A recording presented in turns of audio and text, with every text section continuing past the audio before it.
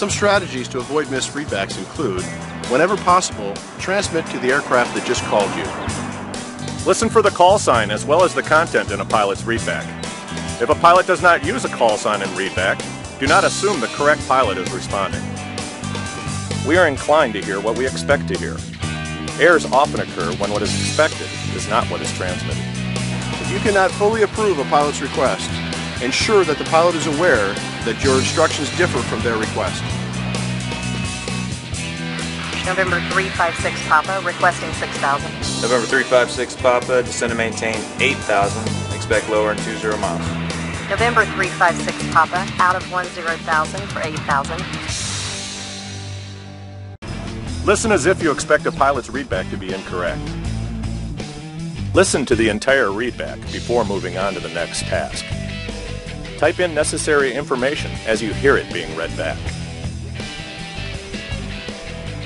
Be especially vigilant when listening to a readback of altitude, speed, or heading information. Pilots and controllers need to be aware that catching readback errors is a difficult task, particularly when combined with the other duties that need to be performed simultaneously. If you catch an incorrect readback, it's important to correct it immediately. Reissue the instructions using a full call sign and use "I say again" for emphasis if needed. November 473 Papa negative, maintain 10,000. I say again, maintain 10,000.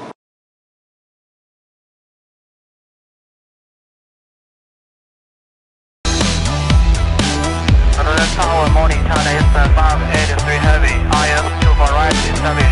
Good takeoff, 2 left after 3031. Left, hold on, 2 for left, China is 5.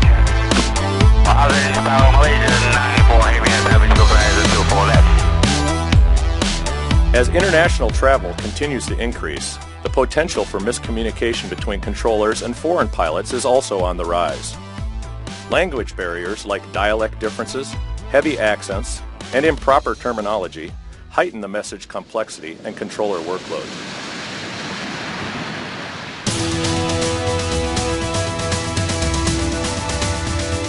Good takeoff, 2 left after 3031. Speaking slowly, clearly, and with emphasis on important information can help this situation.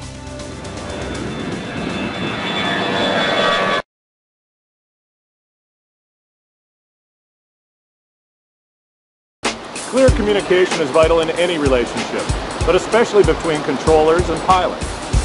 So let's review some of the points we've talked about and see if any improvements to your own communication practices can be made.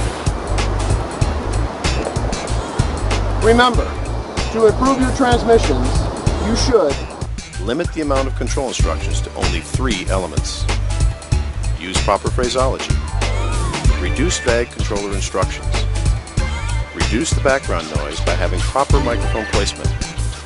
Enunciate and be aware of your speech rate. For active listening during readbacks, be sure to avoid hearing what you expect to hear and keep your focus instead on what is being said. Listen as if you expect an incorrect readback. Listen to the entire readback before moving on to another task.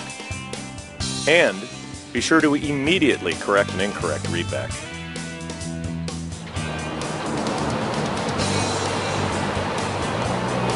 With regard to communicating with foreign pilots, recognize the problems that can occur with different languages and dialects. Speak slowly and clearly with emphasis given to important information.